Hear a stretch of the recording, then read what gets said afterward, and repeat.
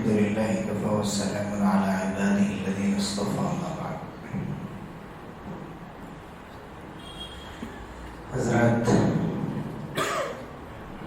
حضرات صحابہ رضی اللہ عنہ اجمعین پر جو سلسلہ جاری تھا، ان میں جو عشرہ مبشرہ ہیں، یعنی جن کے بارے میں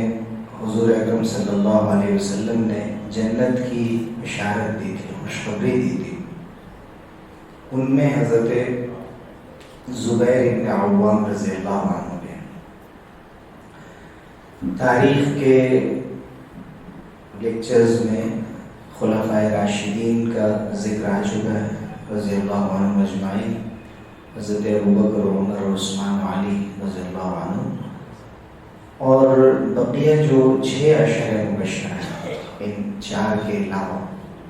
ان میں حضرت سعد بن ابی وقاص، حضرت ابو عبیدہ بن جراح، حضرت عبد الرحمن بن عوف رضی اللہ عنہ نے، ان پر بھی ہمارے معاذرات ہو چکے ہیں، حضرت طلحہ بن عبید اللہ اور حضرت سعید بن زید کا تذکرہ واقع، اور یہ آج ہم نے حضرت زبیر بن عوام رضی اللہ عنہ کا موضوع لیا۔ حضرت زبیر بن عوام رضی اللہ عنہ بہت ہی جلیل القدر صحابی ہیں، نامور صحابہ میں ایک ہیں، جن لوگوں نے بالکل شروع میں اسلام قبول کیا تھا، ان لوگوں میں ایک ہیں۔ رسول اللہ صلی اللہ علیہ وسلم نے ان کے بارے میں فرمایا تھا احزاب کے موقع سے، خندق کے موقع سے، ان لکل نبی حواریا وحواری امتی الزبیر، کہ ہر نبی کے کچھ حواری ہوتے ہیں جو دین کے مددگار ہوتے ہیں، دین کے کام آنے والے ہوتے ہیں۔ سورہ صف میں بھی ذکر آیا حضرت عیسیٰ علیہ السلام کے حواریوں کا، کہ جنہوں نے جب حضرت عیسیٰ نے پوچھا کہ من انصاری اللہ، اللہ کے لیے کون میری مدد کرے گا، تو انہوں نے کہا تھا نحن انصار اللہ، ہم اللہ کی مدد اور اللہ کے دین کی مدد کرنے والے ہیں۔ تو حضور صلی اللہ علیہ وسلم نے فرمایا تھا وحواریہ الزبیر، میری مدد کرنے والے اور دین کی مدد کرنے والے اور کام آنے والے زبیر ہیں۔ یعنی ایسا نہیں تھا کہ دوسرے صحابہ کام آنے والے نہیں تھے، لیکن حضور صلی اللہ علیہ وسلم بعض صحابہ کو کوئی خاص ٹائٹل یا لقب اس لیے دیتے تھے کہ وہ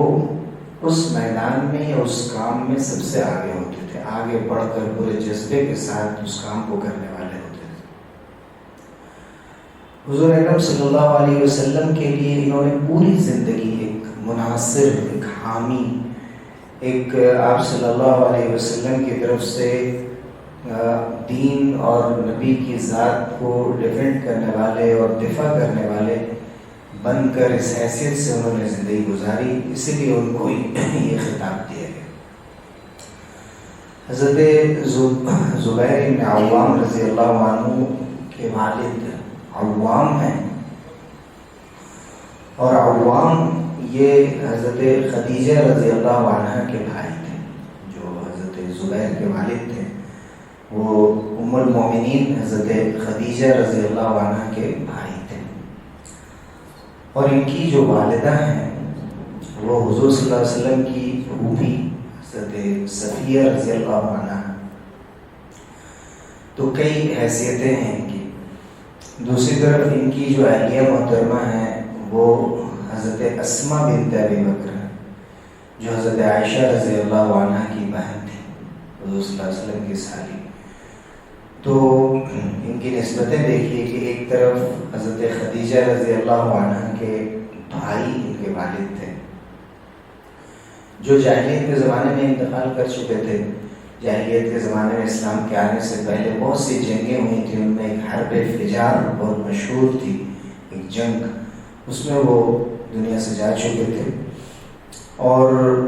والد ان کے جہاں عوام تھے وہیں ان کی والدہ حضرت صفیہ تھی، حضور اکرم صلی اللہ علیہ وسلم کی پھوپھی صفیہ بنت عبد المطلب۔ پھر میں نے بتایا کہ یہ ان 10 لوگوں میں ایک تھے جن کے بارے میں حضور صلی اللہ علیہ وسلم نے فرمایا تھا کہ وہ جنت میں ہوں گے۔ ابو بکر فی الجنہ و عمر فی الجنہ و عثمان فی الجنہ و علی فی الجنہ، ایسے ہی آپ نے 6 نام اور لیے جن میں فرمایا تھا زبیر فی الجنہ۔ تو حضور صلی اللہ علیہ وسلم نے کوئی ضمانت دی کہ یہ لوگ بہرحال جنت میں جانے والے ہیں، اور صحابہ کے لیے تو اللہ تعالیٰ نے ویسے بھی راضی ہونے کا اعلان کیا ہے، لیکن ان لوگوں کا مقام ان میں اور زیادہ ہے، اور اس لیے بھی کہ بالکل ابتدا میں اسلام لانے والے لوگوں میں سے تھے، سابقین اولین۔ جب ابھی کھل کر 40 لوگ بھی اسلام نہیں لائے تھے اور کھل کر مسلمانوں نے اسلام کا اظہار نہیں کیا تھا، حضرت ارقم کے گھر میں جمع ہو کر حضور صلی اللہ علیہ وسلم دین سکھاتے تھے اور مشورے کرتے تھے، اس وقت یہ ایمان لائے تھے۔ ان کی اہمیت ایک یہ بھی ہے کہ جب حضرت عمر رضی اللہ عنہ پر حملہ ہوا تھا اور آپ اپنی شہادت سے پہلے اس بارے میں غور کر رہے تھے کہ میرے بعد کون خلیفہ ہوگا، تو آپ نے ایک کمیٹی بنائی تھی 6 لوگوں کی، حضرت علی، حضرت عثمان، حضرت عبد الرحمن بن عوف، حضرت سعد بن ابی وقاص، حضرت طلحہ بن عبید اللہ، اور اسی میں حضرت زبیر بن عوام رضی اللہ عنہ بھی تھے۔ تو ان کی اہمیت اس سے معلوم ہوتی ہے کہ ہر دور میں، نہ صرف یہ کہ حضور صلی اللہ علیہ وسلم کے دور میں، بعد میں بھی ان کی اہمیت بہت زیادہ تھی۔ حضرت زبیر بن عوام رضی اللہ عنہ کی جو پیدائش ہوئی ہے وہ ہجرت سے 28 سال پہلے، یعنی اسلام میں تقریباً 13 سال کا عرصہ گزرا، اور اس سے پہلے کچھ عرصہ گزرا ہوا ہے۔ انہوں نے تقریباً 13 یا 14 سال کی عمر میں، بعض لوگوں نے 16 سال لکھا ہے، انہوں نے اسلام قبول کر لیا تھا۔ شروع سے وہ بہت ہی بہادر قسم کے انسان تھے، اور ایک موقع سے جب کہیں سے کوئی خبر ملی کہ حضور اکرم صلی اللہ علیہ وسلم کے اوپر حملہ ہو گیا ہے، تو سب سے پہلے تلوار لے کر جو نکلے، جو شخص سب سے آگے بڑھا، وہ حضرت زبیر بن عوام رضی اللہ عنہ تھے۔ اس لیے ان کی فضیلت میں یہ بھی کہا جاتا ہے وَأَوَّلُ مَنْ سَلَّ سَيْفَهُ فِي سَبِيلِ اللَّهِ، اللہ کے لیے جس نے سب سے پہلے تلوار اٹھائی اور حضور صلی اللہ علیہ وسلم کا دفاع کیا، وہ حضرت زبیر بن عوام رضی اللہ عنہ۔ حضرت زبیر بن عوام رضی اللہ عنہ کو جیسے کہ شروع میں اسلام لانے والے تمام لوگوں کو سزائیں دی جاتی تھی، ان کے ساتھ بھی ایسا ہی ہوا، اور ان کے ساتھ سخت ترین سزاؤں کا معاملہ ہوا، یہاں تک کہ جب چھوٹے تھے تو ایک چٹائی میں جو ان کے آقا تھے وہ لپیٹ کر اور گرم آگ کا دھواں دیتے تھے اس کو اوپر تاکہ ان کی جان نکل جائے، اور حضرت زبیر سے یہ کہتے تھے کہ تم کہو کہ میں نے محمد کے رب کا انکار کر دیا، لیکن حضرت زبیر بار بار یہی دہراتے تھے، جیسے کہ حضرت بلال رضی اللہ عنہ احد الاحد اور احد احد کہتے تھے، ویسے یہ کہتے تھے واللہ لا اعود لکفر ابدا، میں کبھی بھی کفر کی گود میں دوبارہ پلٹ کر نہیں جا سکتا۔ حضرت زبیر رضی اللہ عنہ نے حبشہ کی طرف بھی ہجرت کی تھی جو 5 نبوت میں ہوئی تھی، اور اس کے بعد پھر مدینے کی طرف بھی ہجرت کی۔ مدینے کی جب ہجرت ہوئی تھی تو آپ کو معلوم ہے کہ حضرت ابو بکر رضی اللہ عنہ جب حضور صلی اللہ علیہ وسلم کے ساتھ نکلے تو راستے میں جو کھانا پہنچانے کا کام ہو رہا تھا وہ بھی ان کے گھر سے ہو رہا تھا۔ حضرت اسماء ان کی اہلیہ تھی جو کھانا پہنچایا کرتی تھی، اور ایک مرتبہ جب انہوں نے توشہ تیار کیا تو اوپر باندھنے کے لیے کوئی چیز نہیں تھی، تو انہوں نے اپنے ازار بند سے اسے باندھا، اور نطاق کمر کو کہتے ہیں، تو کمر بند سے باندھا تھا، اسی لیے حضرت اسماء کو ذات النطاقین کہتے ہیں کہ انہوں نے 2 کمر بند لگا کر اس کو باندھا تھا۔ تو حضرت اسماء بنت ابی بکر رضی اللہ عنہ کی فضیلت ہے، اور اس وقت حضرت اسماء کے بدن میں ان کے بیٹے حضرت عبداللہ ابن زبیر تھے۔ جب حضرت اسماء ہجرت کر کے آئی ہیں قبا کے مقام پر حضرت عبداللہ ابن زبیر کی پیدائش ہوئی ہے، ان کے بیٹے، ان کے اور حضرت اسماء کے جو بیٹے تھے حضرت عبداللہ ابن زبیر، اور مدینے میں سب سے پہلا مسلمان بچہ جو پیدا ہوا وہ انہی کے بیٹے تھے، اور عام ہو گیا تھا مسلمانوں میں کہ اب مسلمانوں کے یہاں کوئی بیٹا نہیں، صرف بیٹیاں پیدا ہو رہی ہیں، اور یہودیوں نے کوئی جادو کر دیا، اور اس قسم کی باتیں مشہور تھیں۔ اس وقت حضرت عبداللہ ابن زبیر کی پیدائش ہوئی، تو زبیر بن عوام رضی اللہ عنہ گئے ہوئے تھے شام کسی تجارت کے لیے، وہاں سے لوٹ رہے تھے، حضور صلی اللہ علیہ وسلم سے جب راستے میں ملے تو انہوں نے حضور کے لیے اور حضرت ابوبکر رضی اللہ عنہ دونوں کے لیے شام کے سفید کپڑے لائے تھے، سفید پوشاک، اور حضرت ابوبکر کو بھی اور حضور صلی اللہ علیہ وسلم کو بھی یہ کپڑے انہوں نے پہنائے تھے۔ حضرت زبیر بن عوام رضی اللہ عنہ مسلسل حضور صلی اللہ علیہ وسلم کے ساتھ رہتے، لیکن حدیثیں زیادہ روایت نہیں کرتے تھے۔ جیسے بہت سے صحابہ ہیں جن کی روایتیں زیادہ ہیں، ان سے جب پوچھا گیا کہ آپ حضرت عبداللہ ابن مسعود یا اور دوسرے صحابہ کی طرح حدیثیں کیوں نہیں زیادہ روایت کرتے ہیں، تو انہوں نے کہا کہ حضور سے میں نے ایک حدیث سنی تھی، یہ تو ہے کہ جب سے میں اسلام لایا حضور کے ساتھ ہی رہا، لم افارقہ منذ اسلمت ولکنی سمعت منہ کلمۃ، میں نے سنا تھا کہ من کذب علی متعمدا فلیتبوأ مقعدہ من النار، کہ جو بھی جان بوجھ کر میری طرف جھوٹ کی نسبت کرے گا وہ اپنا ٹھکانہ جہنم میں بنا۔ تو مجھے بہت ڈر ہوتا ہے کہ کوئی بات میں کہوں کہ رسول اللہ صلی اللہ علیہ وسلم نے فرمایا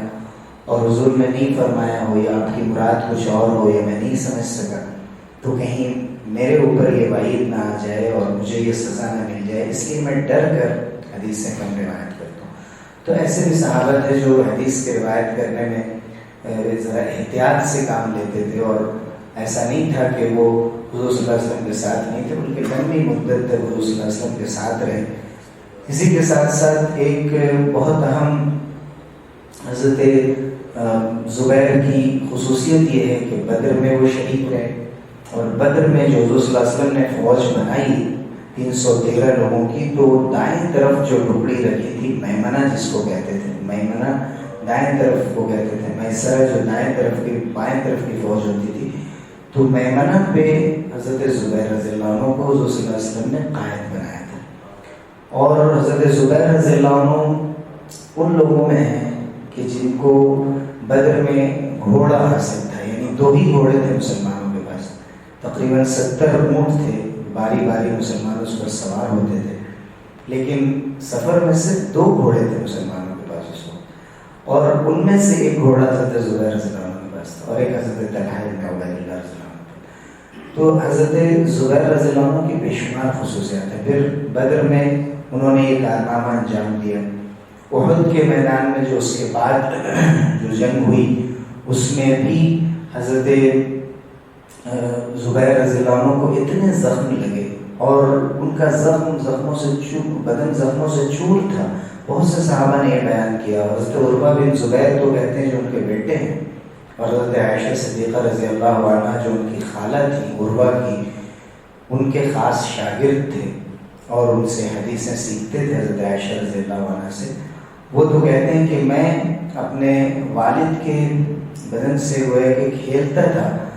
وَكُنْتُ أُدْخِلُ أَصَابِعِي فِي تِلْكَ الضَّرَبَاتِ أَلْعَبُ وَأَنَا صَغِيرٌ، میں چھوٹا تھا اور میرے والد کے بدن میں اتنے زخم تھے کہ ان زخموں میں جیسے گڑھے سے پڑ گئے تھے، میں تو اندر ہاتھ ڈال دیتا تھا۔ یعنی اس قدر بخاری کی روایت ہے کہ اس قدر بدن زخموں سے چور تھا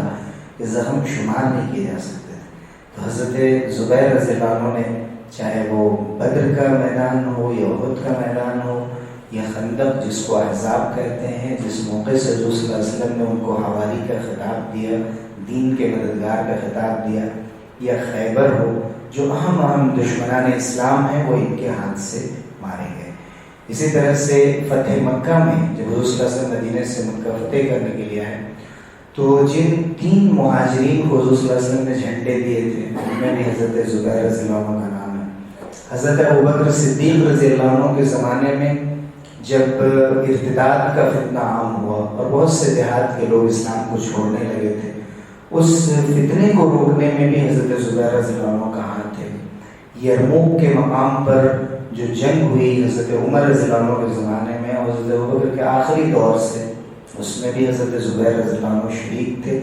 اور انہوں نے کارنامے انجام دیے۔ اسی طرح سے حضرت زبیر رضی اللہ عنہ حضرت عمرو بن العاص رضی اللہ عنہ نے جب مصر کو فتح کیا،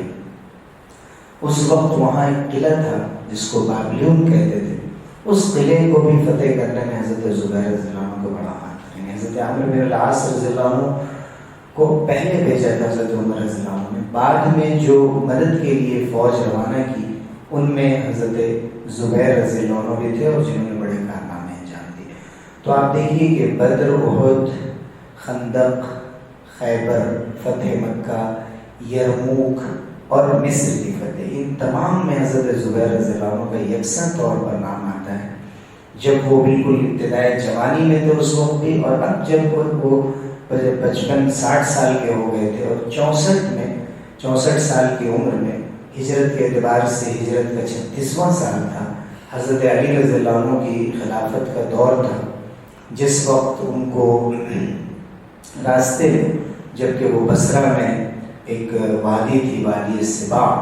وہاں ایک شخص ابن جرموز نام کا تھا جس نے ان کے اوپر حملہ کیا تھا، اور اس وقت انہوں نے اپنی جان اللہ کے راستے میں حوالے کی اور شہادت کا مرتبہ پایا، شہید ہوئے۔ یہ حضرت زبیر بن عوام رضی اللہ عنہ کی مختصر سی زندگی کی کہانی، جس سے ہمیں یہ معلوم ہوتا ہے کہ کسی بھی انسان کو کوئی مقام، کوئی عزت کی جگہ، کوئی شرف ایسے ہی نہیں حاصل ہو جاتی، بلکہ اس کے لیے اسے قربانیاں دینی ہوتی ہیں اور اپنی جان اور اپنے مال کو لگانا پڑتا ہے۔ اور اسلام سے یہ رشتہ جو آج ہمارا صدیوں کے بعد ہے، یہ انہی حضرات کی قربانیوں کے ذریعے سے باقی ہے اور قائم ہے، جو ان لوگوں نے شروع دور میں جو قربانیاں دی، اور یہ قربانیاں بھی ایسی نہیں ہیں کہ جو صرف انسان اپنی طرف منسوب کر لے یا کریڈٹ لے لے، بلکہ تاریخ کے صفحات میں درج ہے، اور ایک ایک بات بہت ہی آتھینٹسٹی کے ساتھ ذکر کی گئی ہے۔ یہ حضرت زبیر رضی اللہ عنہ ہے، اور سب سے بڑی فضیلت ان کی ہے کہ حضور صلی اللہ علیہ وسلم نے جن 10 لوگوں کے لیے گواہی دی کہ وہ جنتی ہیں، ان میں حضرت زبیر رضی اللہ عنہ کا نام ہے، اور اپنی پوری زندگی حضور صلی اللہ علیہ وسلم کے ساتھ وفادار رہے۔ حضور صلی اللہ علیہ وسلم کی وفات کے وقت حضور صلی اللہ علیہ وسلم سے راضی تھے، اور اس کے بعد جو خلفائے راشدین کا زمانہ ہے، آخری خلیفہ حضرت علی رضی اللہ عنہ کے دور تک انہوں نے پوری زندگی اسلام کی خدمت کے لیے وقف کر دی۔ یہ ان کی زندگی کچھ اہم گوشے ہیں۔ اللہ تعالیٰ ہمیں تمام صحابہ کرام رضی اللہ عنہم اجمعین کی زندگی سے واقفیت نصیب فرمائے، اور اس کی زندگی سے جو سبق ملتے ہیں ان پر عمل کرنے کی توفیق دے۔ آمین وآخر دعوانا